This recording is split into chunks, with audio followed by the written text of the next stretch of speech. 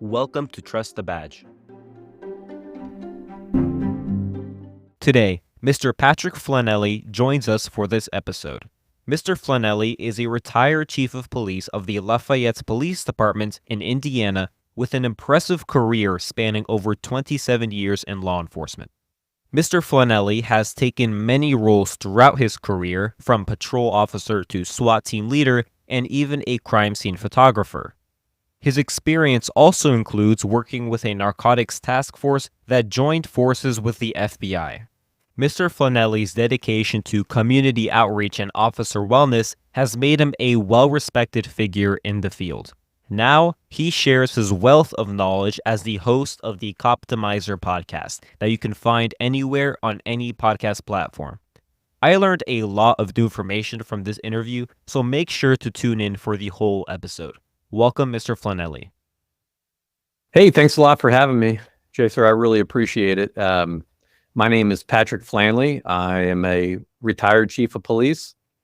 I live in West Lafayette, Indiana, worked in Lafayette, Indiana, Lafayette Police Department for 27 years, and had probably a pretty typical police career, I think, in terms of trajectory on the department. I spent the first really 13, 14 years working in the patrol division as a patrol officer, a frontline supervisor, field training officer, and then ultimately a patrol commander before I moved over to a narcotics task force, a multi-jurisdictional task force. We were a local task force that rolled up into an FBI Safe Streets task force, so I did that for a couple years, and then I moved to community outreach, which is every officer's dream, is to go from working narcotics into community outreach. For sure. So, and then from there I went to the chief's office. But yeah, a lot of collateral duty assignments along the way. I was a crime scene photographer. Helped our department switch over from really film photography to digital photography, digital evidence management. I was a SWAT officer, performed a lot of different roles as a SWAT officer, ultimately team leader and team commander. I was on SWAT for 12 years. Was a firearms instructor, a generalist instructor. Yeah, just, a mid-size agency. We're a 150 officer agency, 200 total employees. So it's kind of one of the size where there's a lot of opportunities to do different things, but also not necessarily big enough where you can have full-time specialties in some of these areas. So you're required to, wear a lot of hats depending on what the situation is. But yeah, I had a great career. Spent my last 10 years as the chief. Sounds like you've done everything. No, not even close. Not even close. There's still so much more to do, which is kind of one of the cool things about working in policing is you don't necessarily even realize it when you first get in. There are certain things that attract people to the job, but once you get into it, you realize, man, there's so much I can do. So many different specialties. And I know there was a period of time where forensics became really big. The show CSI, I think, drove a lot of interest in different aspects of the technology and the investigative pathways inside of policing, but maybe some of it a little unrealistic. But the cool thing was it did generate a lot of interest in policing, and forced a lot of change internally as well in terms of how we do some things. So yeah, it's good stuff. Nice. Thank you for being on the podcast. Again, for everyone, that's Mr. Patrick Flannelly, former chief of police and the current podcast host of the Coptimizer Podcast. So just to start off, what encouraged you to join law enforcement? I've thought about this question a lot, and I think I mentioned to you when you were on my show, my mom's dad was a police officer in Scranton, Pennsylvania. And, I didn't, he passed away when I was pretty young. I have very few memories of him, but I do remember a portrait of him in uniform that was always in our house. And then My mom's brother, Jerome Boyd, uh, was a World War II veteran and a Pennsylvania State Police officer. And last I knew, he was like the longest tenured uniformed officer in the Pennsylvania State Police, like 44 years. And he was the father of 9 children. And 2 of his children wound up becoming state police officers in Pennsylvania. And, my family, we moved from Pennsylvania to Indiana when I was young. And it was just, so there was, I think the seed got planted very early.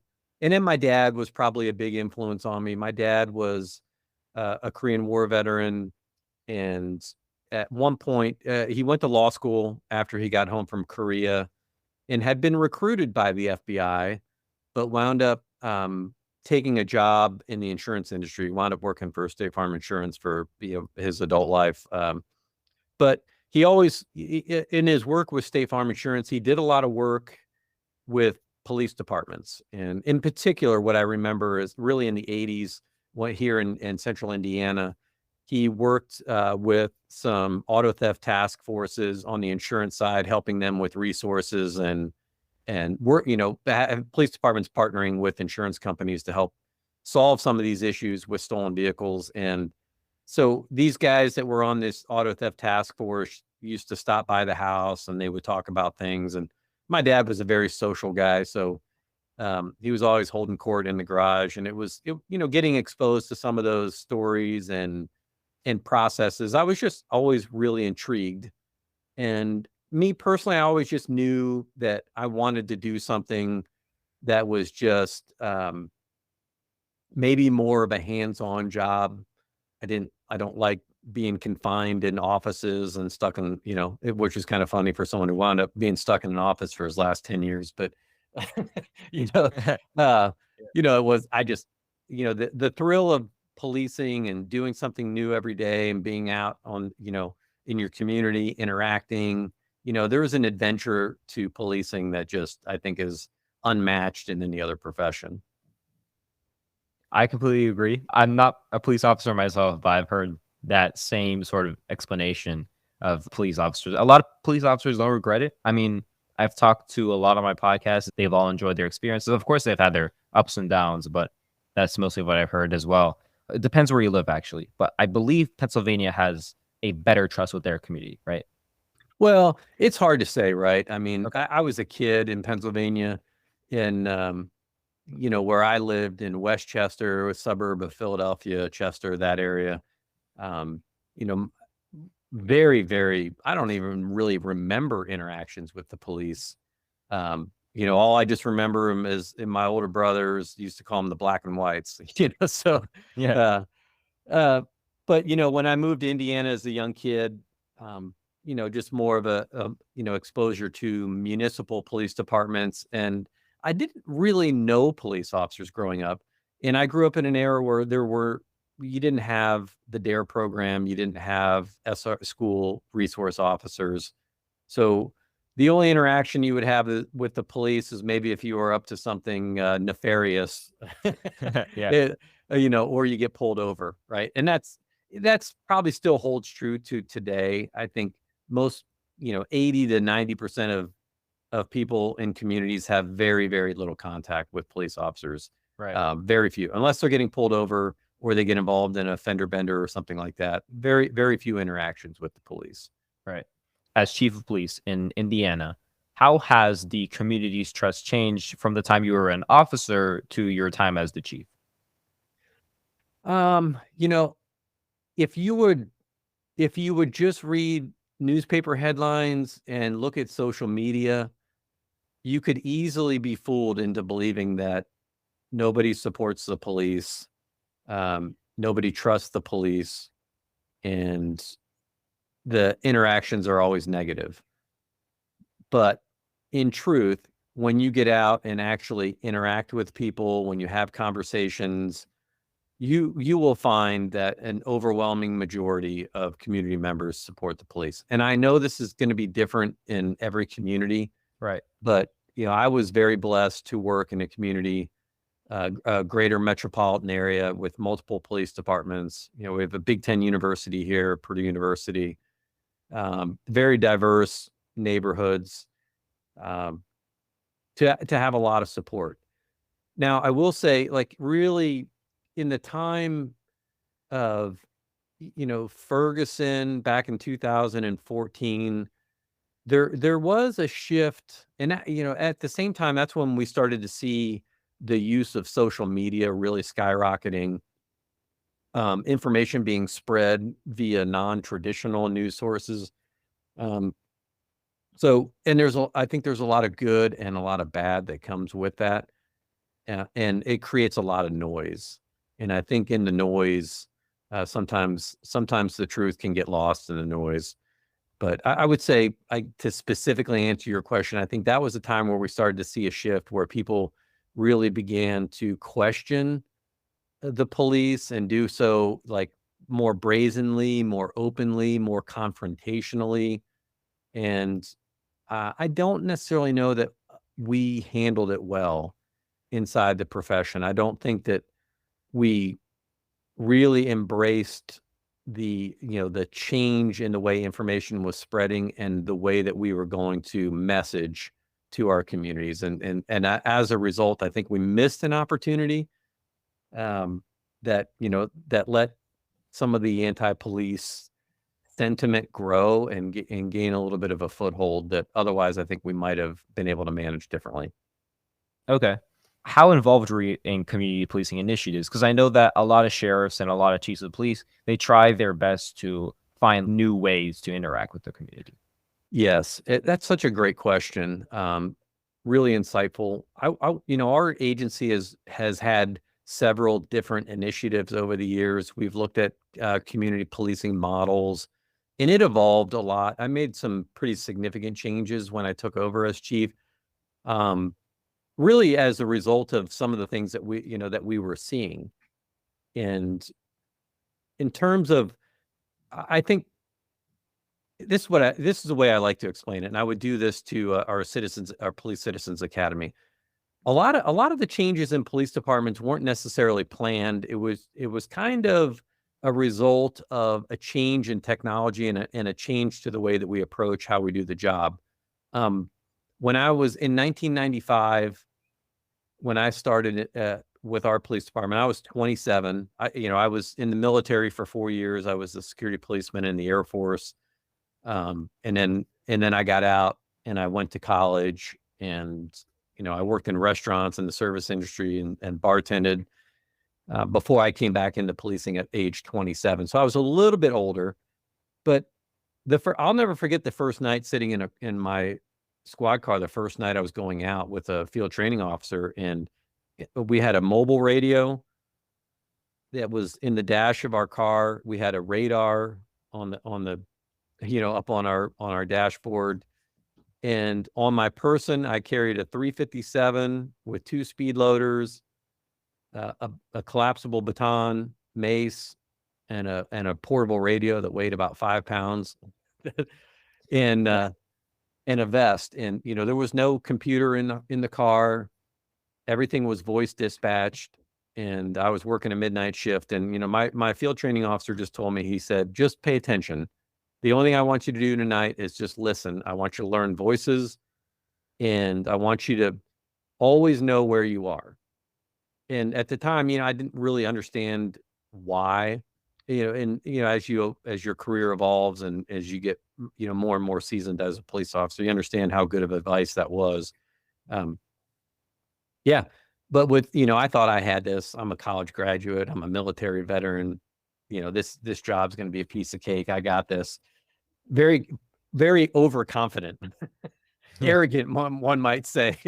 And I got humbled pretty quick when I was out there, and my field training officer just started asking me questions. Hey, where's Unit 16? And I'm like, who's 16? I couldn't put names with cars, with locations. The 10 codes were, a little bit different than what I had known in the military. So I felt like I was always behind. Like I was trying to pay attention, but as things were just stacking up and I couldn't keep up.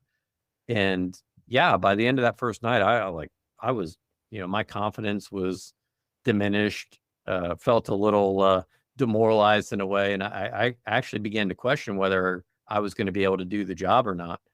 And I know it's a little bit of a detour from the question you had, but ultimately what I'm trying to say is we were a very analog workforce. So when we drove through the neighborhood, our windows were down. Okay. It didn't matter how hot it was or how cold it was. Our windows were down, and my field training officer knew every person, I swear, that we drove past. Wow. People came up to him, they talked to him. His name was Cecil Johnson. Everybody knew him. He seemed to know everybody. And I thought, wow, this is amazing. It doesn't matter where we go. This guy knows everybody. Yeah. And so if you want to know about community policing, everything I needed to know about it, I learned really from him in the first few weeks. Is that, wow, this guy, when he talks to people, they pay attention. And when people talk to him, he pays attention. He seems to know everybody. And depending on what's happening, he seems to know who to go ask what's going on. And so he just had his ear to the ground and had relationships. And as went later, in just a few short years later, we went from that type of policing where everything was voice dispatched to us. We had a physical book, a map book in our car where, this is where orientation, like you always had to know where you were and where you wanted to go and what the fastest and most efficient way to get there was going to be. And so a lot of learning, but what I found is that when we transitioned to mobile terminals, it made us more efficient, but it didn't necessarily make us more effective. We were able to gather more information. We had maps that could teach us, to show us where to go, that help us, go from point A to point B. And everything that we had on the call, we stopped voice dispatching as much. Things started coming over the terminal. So you would get a dispatch to a call and you would, hit yourself, put yourself en route by, I won't go into all the mechanics of a mobile terminal, but the way I like to express it is that we went from driving, being a part of a neighborhood as we drove through it to being apart from it. Like we were destination oriented. And so we went from point A to point B and we didn't have those, and we started losing those interactions. And I know I personally did. And, some of the biggest lessons that I was taught as a young recruit, I failed to hold on to, and that's a personal failure of mine, is that I thought technology would be the solution to making us work better and more effective, when I really should have been looking at how can technology help me leverage relationships and help me, how to, use it as a force multiplier. And I think that's kind of where, back in the day on foot beats, officers knew everybody. When they were on horseback, they knew everybody. But when we got into the automobile, we could cover more ground. You could get wider swaths of territory, so you could spread out and maybe be there to help people or get there to help people, but also isolate yourself in the process, if that makes sense. That makes sense. Yeah. And that's a really good example that you brought up of your field training officer, because I feel like that's every police department's dream, right? To have a nice community policing program where every police officer knows the community. If there's a problem, that they know who to ask. And most importantly, if anything ever goes wrong, everyone already knows each other. So I think that's a really good relationship that most police departments should use as an example. Yeah. And there's an expression around that goes around now. I mean, it makes sense. I don't necessarily know that I like it a lot, but it's kind of like the trust bucket, right? Right. You build up a level of trust, and then if you have a controversial incident, you can dip into that bucket and spend some of your trust cash. And I don't know. I mean, I guess it makes sense, but ultimately in policing, we're in the information business, and this was something that I really learned when I was working in narcotics, because I should have picked it up much sooner. And I guess I can't say that I just learned it there, but I think that's where some of the finality and some of the big lessons really hit in being able to look to see where the future was going. You learn a lot about which people are involved in which things. But I don't care what crime you're investigating. If you go to a scene of a crime and people don't like you and people don't trust you, then people won't talk to you. Right. And so an analogy I like to use to our citizens and others is, imagine you're a painter and you're going to paint a house and you've got this big truck and you've got 10 different ladders on your truck. Every one of those ladders has rungs on it, and every one of them has a pretty specific job to do. So obviously the easy jobs are, you don't need a ladder at all. You can stand on the ground and get the work done. That's what I would call like your very simple calls for service. If you have a homicide investigation, that might be a very complex investigation. But if you get to the scene and, here's an analogy. If you get to the scene and you find a body and there's no witnesses and there's no physical evidence there that you can see, the ladder that you're going to need to investigate that case gets pretty big, right? And you're going to have to start hitting rung after rung after rung. You have to start doing the work. And so what I would tell people is, look, but if I get to the scene and there's someone standing there with a smoking gun in their hand, that, I've just jumped half the ladder. So if not more, I still have work to do. I still have questions to ask, but a lot of the pieces of the puzzle are right there for me. And so every case is a little bit different, but when you have people that are willing to share and provide you with information, and you can connect those dots sooner, then that is time saved in that investigation. And those are, in that investigative process, you're going to just get done a lot faster. So, yeah, I mean, trust, having good relationships, having positive interactions with people, it's job number one for every police officer. Yeah, it's job number one. It doesn't matter if you're on a traffic stop, if you're on a domestic dispute, if you're responding to the 100th cat in a tree for the month where you're frustrated. Why do people keep letting their cats drive up, climb trees and then call me to, help them get it down? Little things like that can be frustrating. Just kind of maybe a little bit of a silly example, but right. But that's, there are certain things that can be mundane and repetitive, but you still have to always remember that when people call you, they need your help. And very, very few citizens abuse that, that relationship with the police. They're calling you because they need you. Absolutely. And what do you think are the challenges that law enforcement has today? I do know that it depends on the community, mostly, as we discussed. But what do you think are some of the more general challenges that law enforcement is facing when it comes to these relationships? Well, I think one of the biggest issues is communication. Okay. And, like internally inside of police departments, it's always one of our biggest struggles, particularly with, the bigger the department gets, the more challenging it can be to effectively communicate, through the chain of command, up and down and laterally, making sure that everybody's, mission oriented, focused on what your why is, and working towards the same goals. That can cause frustration. But then in your communities, in the advent of social media and 24-hour news cycles, there's just information that's coming at people in such massive quantities and in a repetitive nature. It can be very, very disorienting. And I think it can be confusing for people to truly understand what the core issues are in their community.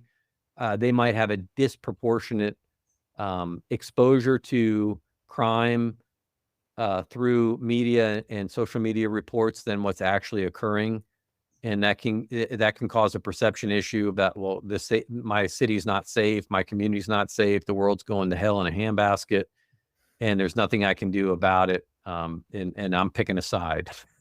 So, and I'll give you an example of this. Sure. As I was, one day, my mayor called me and said, "Hey, I got a woman over here. She's a downtown business owner, and she's upset. Crime's out of control. She thinks crime's out of control, and she's going to pull her business and leave. Can you come talk to her? She's worried about crime." So, absolutely.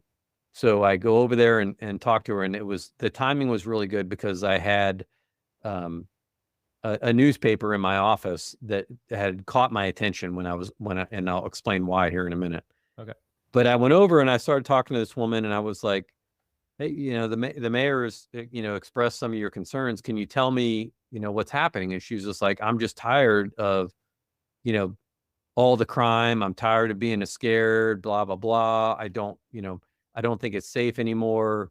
Every time I, read the paper, I'm reading about crime." And she was really upset. And she said, I just don't feel safe anymore. And so I asked her, I said, "Hey," I was like, what crime have you been a victim of?" And she's like, "Well, what do you mean?" And I was like, "Well, obviously you're scared and you're upset for a reason. So I'm assuming that you've been a victim of some of these crimes that you're concerned about." And she's like, "I don't understand what you're asking me." And I was like, "What?" I said, "Have you been a victim of a crime?" And she's like, well, what kind of crime?" And I was like, "Well, you tell me. Like, that's why I'm here." Yeah. And she's like, "Well, no, but I'm worried that I'm going to be the victim of a crime." And so right there, that, I was like, "Okay, I see what's happening." So she had been a downtown business owner, but never experienced being victim of a crime. She'd never been robbed. I think the biggest, she had some panhandling concerns with some of the homeless population that would come by every once in a while, but that was it. I mean, it was so what I did was I told, I said, "Look, I have a newspaper on my desk."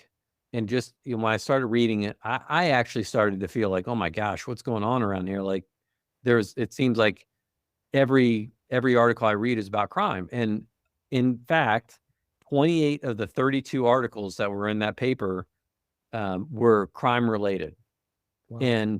But the thing is, it wasn't just locally. The headlines were local issues, but then they pulled stories from a regional area, Indianapolis, and some of the other, Indianapolis is Chicago is 90 minutes north, Indianapolis 60 minutes south. And so when you actually started looking into it, okay, well, this is not just here. This is in a regional area. And so that made me curious. So then what I started looking at was, okay, let's just say we do have a robbery. Okay. A crime occurs in your city. What do we do as a police department to try to be helpful to our public? Well, we have a local app-based reporting system that lets everybody know, like, when there's an emergency or something's going on. We can push that text message out to everybody. If they sign up, they get these notifications. Well, then we have a couple of local newspapers, a couple of local television stations, small market television stations, but then we're also really close to where we get all the major markets as well. So what do people like to sign up for on their smartphones? Maybe you have them. Do you have notifications set up on your phone? For sure. So you get breaking news notifications or Yeah. emerging. Yeah, I get those notifications. Yeah. So, I mean, the data varies depending on the individual, but it's not uncommon for one. So let's just say we have a homicide. That day, people might get exposed to that homicide through 10 different media sources. And then on social media, you see things shared, some of those same sources getting shared. Well, then let's just say 3 days later, an arrest is made. So everybody gets notified on that again.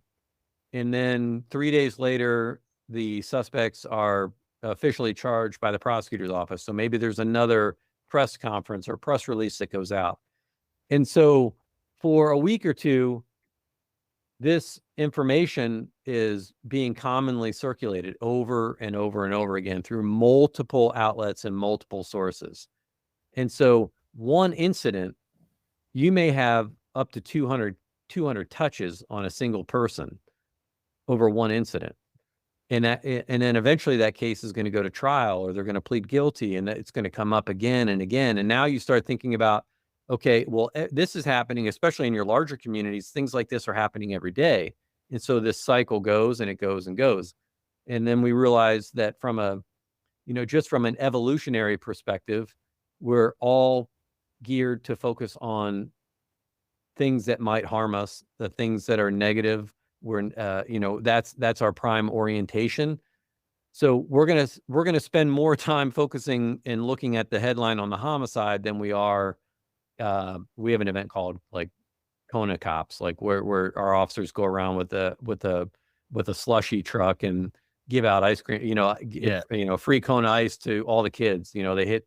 That's nice. They deliver like thousands of them. And that might be great in a moment, but that happens one day and that gets shared maybe for one day. But, the homicides, the robberies, the shootings, the stabbings, the domestic violence incidents, all things that the police really have little to no control over but they drive the community perception about what's going on. So, I know that's a really long answer. No problem. So how I tried to approach this is, just through a simple mission statement with our police officers and how do we gauge the success of our police department and the work that we're doing. And it really boils down to a simple question is, would you let your son, your daughter, your wife, your husband, your significant other drive to the grocery store at 10 o'clock at night to go pick up a gallon of milk without a second thought? And probably not. If the answer is no, why not? And so what that boils down to is, do you feel free to move about your city safely and without the fear of victimization of crime, regardless of day or night, what time of day or night and location? And if the answer is no, and I would ask our police officers this, if the answer is no, then, what are we doing about that? What role do we have to play in that? And where can we impact that perception or reality of whether it's safe or not? And then that really kind of helps us center and orient on what the problem is. And it could be a perception problem, but it could also be perception based in truth, because there's been 10 robberies at that grocery store. And as a police officer, you're the one that's responding to them. You're the one that knows. And so when cops are telling people to stay away from certain areas, they're doing it for a reason.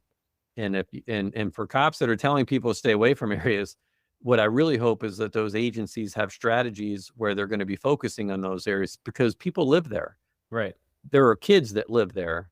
And, these problems, primarily wind up in, economically depressed areas, but they can happen anywhere. And so that's what, when you ask me about community-oriented policing, that's what I think about is, what are the true issues that are affecting our the safety and perception of safety, and what are we doing about it? And how are we partnering with our neighborhoods to get the job done? For sure. Also, just to switch the topic around a little, obviously, we know that you're a podcaster. How'd you get into podcasting? So this is a great question, because as part of our community outreach, when I took over community outreach before I was chief, I joked about it, right? Like not necessarily the dream job. People don't go into policing to be community resource officers. At least I didn't. Yeah. I know some do, right? Yeah. I was in it for the thrill, right? And for the fun and the chase, and just like the complexities of, good versus evil, catching the bad guys, putting people in jail when they deserve it. helping people that need it, all those things.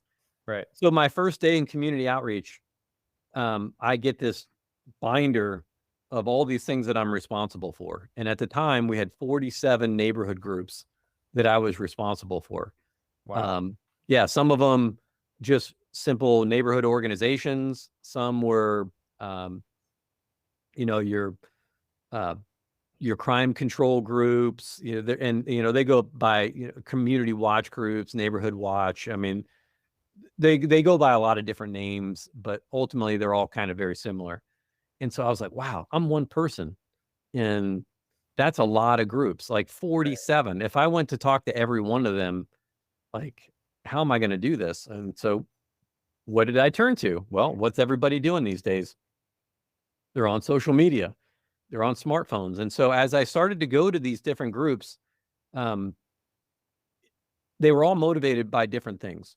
One neighborhood, in example, had a pretty, it was a very, there was a big media coverage event on a homicide that had occurred in a house. It was over a drug deal, ultimately, but it drove a lot of concern in the neighborhood because it took the police a little while to solve it. And of course, everyone in the neighborhood is on edge. Like, hey, like this is not something that happens here. And our community, we averaged between 4 and 7 homicides a year.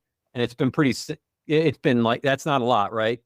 Unless you live in a community where there's 0 or an area, and then you move to a place where that happens, that might seem like a lot, but right.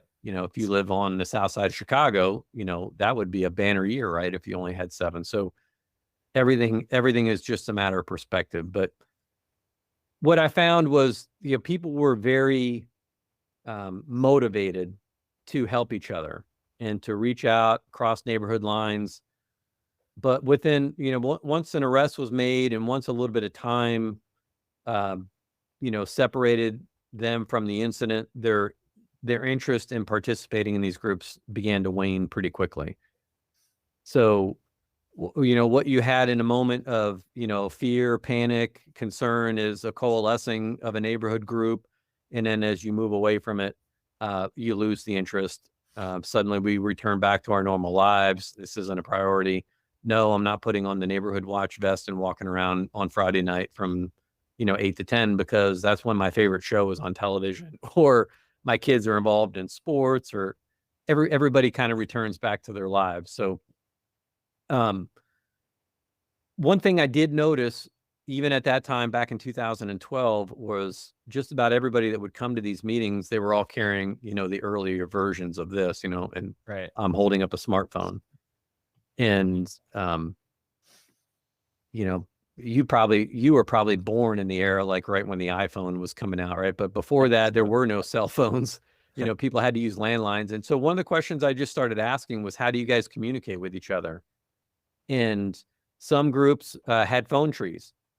Some neighborhood groups had phone trees where if something happened, they were responsible for calling somebody, and they would call this group. And so, there goes the phone tree. Other groups were using things like Yahoo groups. That was an early form of kind of like a group chat. But then there were some that were using this new tool called Facebook. And so I'll try to make this quick, because it's a long story. Okay. But to make it quick, more and more I found people were on Facebook. Even elderly people were on Facebook, and they were, because it was a great way for them to stay in touch with their children and their grandchildren and the people that they wanted in their lives. They had this great little tool that they could share with. And the early days of Facebook were fantastic because it was a really cool tool. And the only reason I was on it was because someone sent me an invite via email to get on this Facebook group for our one of my high school reunions. And so I was on there, and very rarely got on there, but I would get an email notification every once in a while if there was some activity that was going on. So my very first plan was create a business page, or a page like that for every neighborhood in the city on Facebook, so I could get all of these groups communicating with each other in a more efficient way. And then I could be at the center of that. So if I had something important I wanted to share with them, I could send out one message and hit 47 groups. Yeah. And vice versa. If they had something that they wanted to share, they could go directly to me, and I could be a conduit inside the police department to get the information to the right people. And when you work narcotics, and when you work any case, really any case in policing, it goes back to that information, right? The best information at the earliest possible time is going to lead to better outcomes, and it's going to save time. So you can save time, and you can really begin to leverage information in a way that's very impactful. So there was this company, like what I found though, is like when I started asking people, some people were willing to jump on board, some were reluctant. And I came across this flyer for a national night out, because that was, again, one of the responsibilities that I had as our community outreach manager, was to organize our national night out events. And for this new app called Nextdoor. So I called them. I wound up making some really good relationships with some of their very early, folks involved in Nextdoor. Are you familiar with Nextdoor, the neighborhood social media app? No. Most young people aren't, because you're on other things like Snapchat and Instagram. But Nextdoor was an app that was developed specifically for neighborhoods, to kind of like, it's almost like a neighborhood chat. And when I talked to one of their execs early, I asked her, I'm like, well, why would I use Nextdoor and not just use Facebook? And she said, well, one of the things that we found in our market research early on was that people wanted something separate from Facebook, that like they wanted to be connected with their neighbors and have a way to communicate, but they didn't want their neighbors necessarily in their business, in their personal business. So it's kind of like the Robert Frost version, digital poem, right? Yeah. Good boundaries, good fences make good neighbors. Good digital boundaries might make good neighbors. That's kind of, I used to joke about, use that joke early on, but, as in the United States, and some of Nextdoor's research was really impactful on me in this process, because, like, I'll ask you this question. Sure. Do you live in a neighborhood? Yes. How long have you lived there? Almost my whole life. Okay. So do you know by name the neighbors on either side of your house? Like to your left and to your right, like in your neighborhood. If you walked out your front door and you went to your next door neighbor on the left, do you know all of them? I do know my neighbor in front and to the left, but not to my right. My mom basically knows all of them. Okay. Well, in older, more established neighborhoods, and for people that have lived in the same place for a long time, there's a good chance that they're going to know 2 of their 4 neighbors. Right. Right. And so, but in a lot of neighborhoods now, and I think it's been a while since I looked at this data, but it was over 50% of American residents can't name one of their neighbors by name.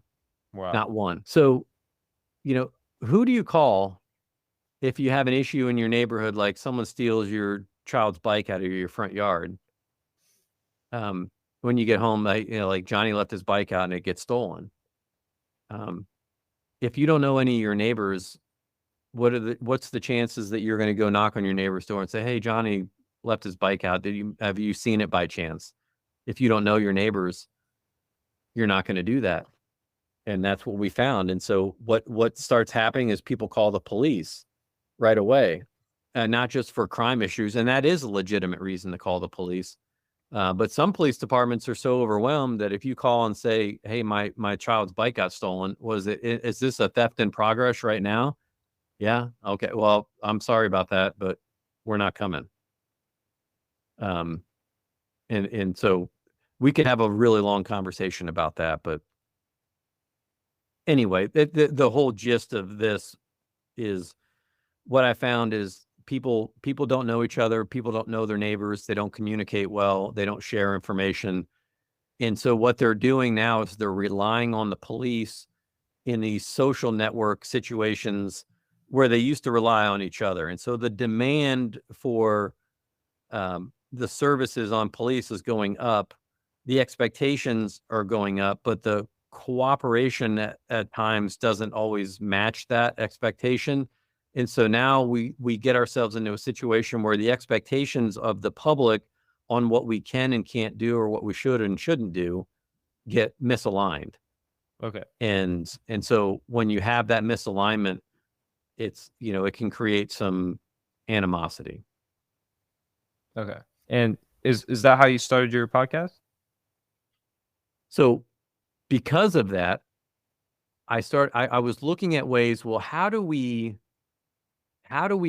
get everybody on the same page? And then combined with one of the other jobs that I had in that role was being a PIO. So, it was my responsibility not only to network with the community groups, but to interact and interface with the media.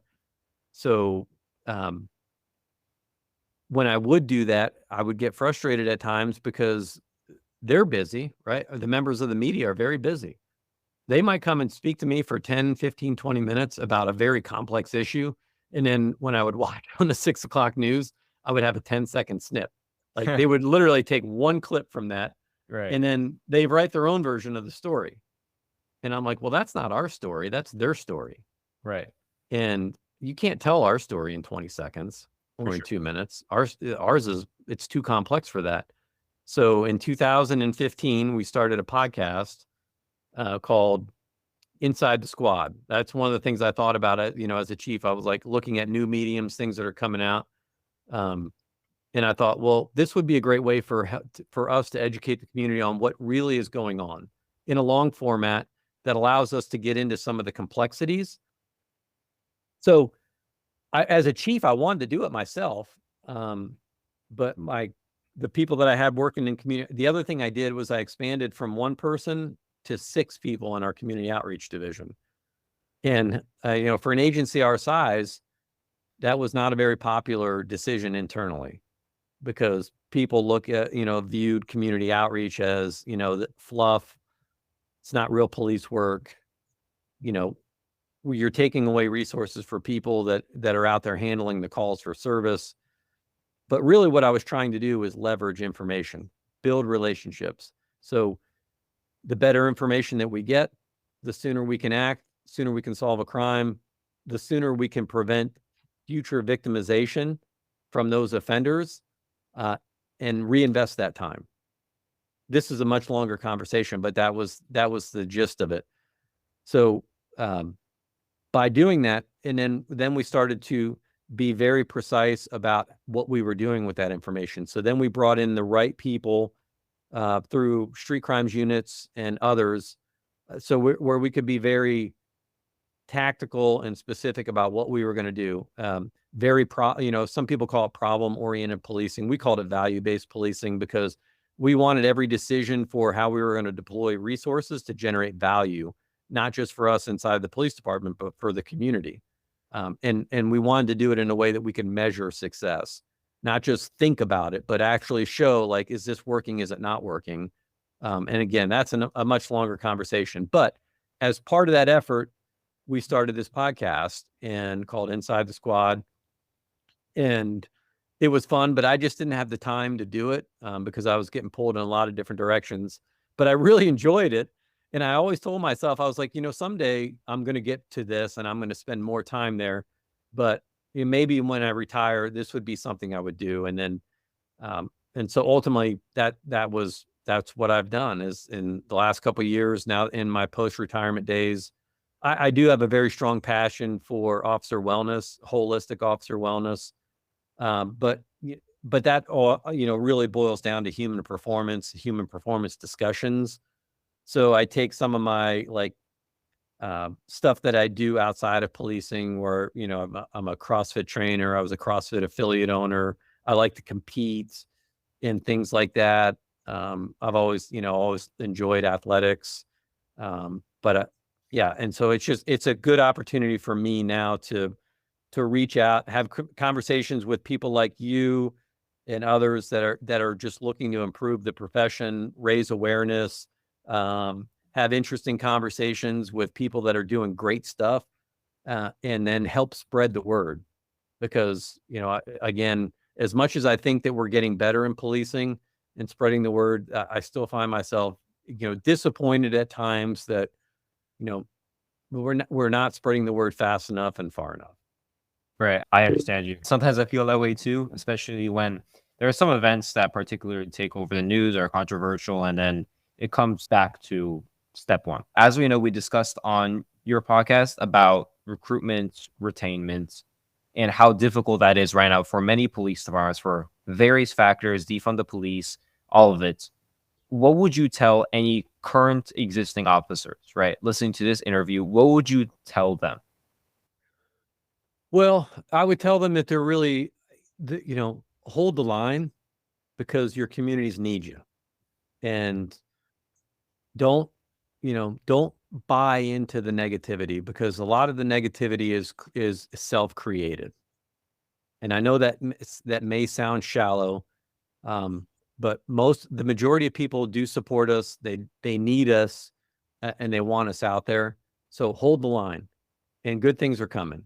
There's never been a more exciting time to be in policing, from a technology perspective, from an awareness perspective. People are, sometimes the pendulum's got to swing for people to realize it's not as bad as we thought it was. And matter of fact, we're making it worse. And so let's reinvest in our police officers, because what that's going to lead to is better job orientation, more career oriented training and professional development, opportunities for police officers to pursue the things that they really enjoy, pay and benefits that are commensurate with the expectations for what they need us to do, and a good retirement when you're done.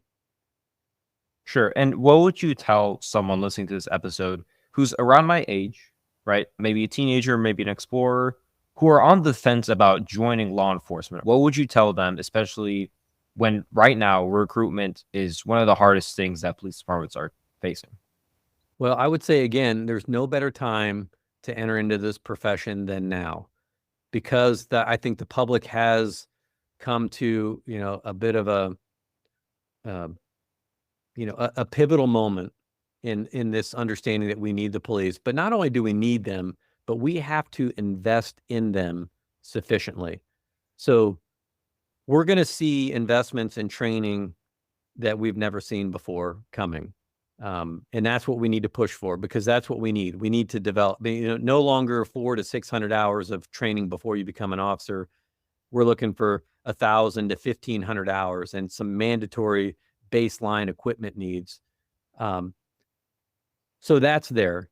But more importantly is, police officing, policing has always really been said that it's kind of a calling. It's not a job, but it's a calling. Right. And there is a lot of truth to that. And you may not enter into this profession and become super wealthy, but the one thing I can promise everybody is that you will have an opportunity to make a positive difference in somebody's life every single day you go to work. And it's not always easy. And some of that might be through arresting people. It might be through the use of violence to save somebody else and to save innocence.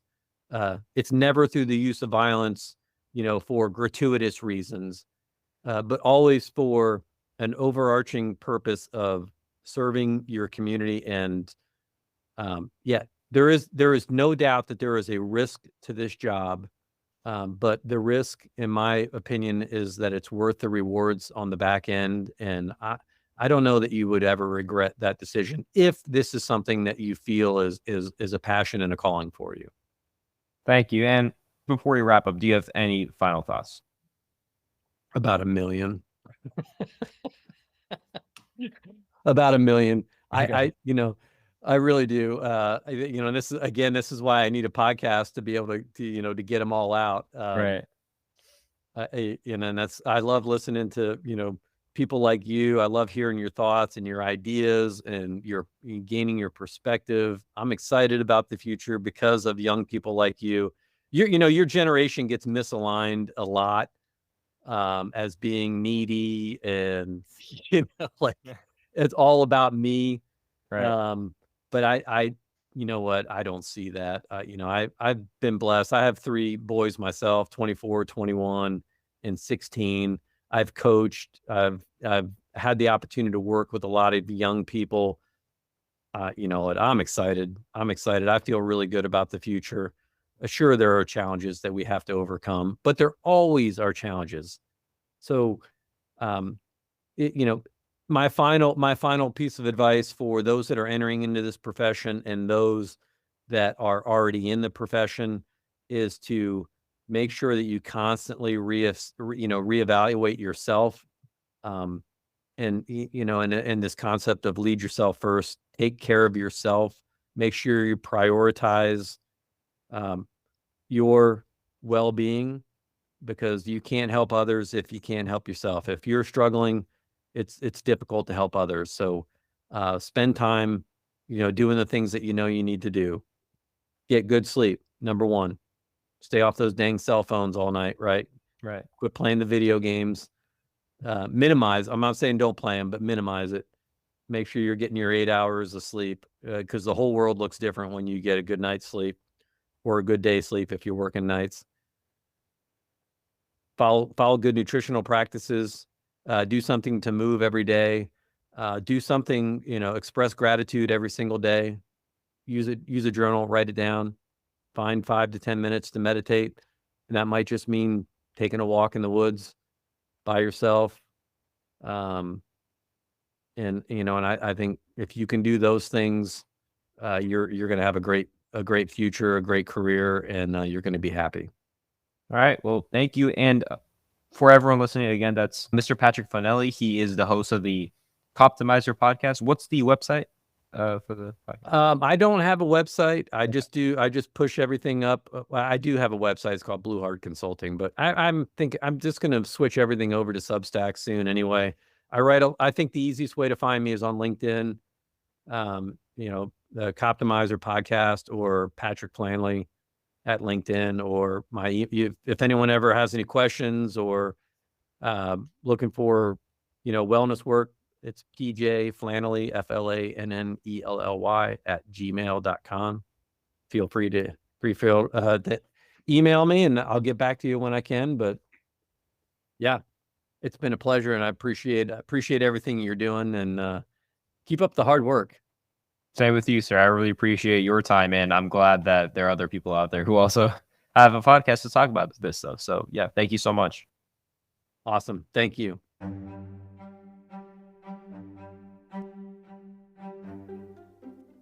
Thank you for listening to this episode of Trust the Badge. Please follow @TrustTheBadge on Instagram for updates, and follow Trust the Badge on any podcast platform such as Spotify, Apple Podcasts, and YouTube.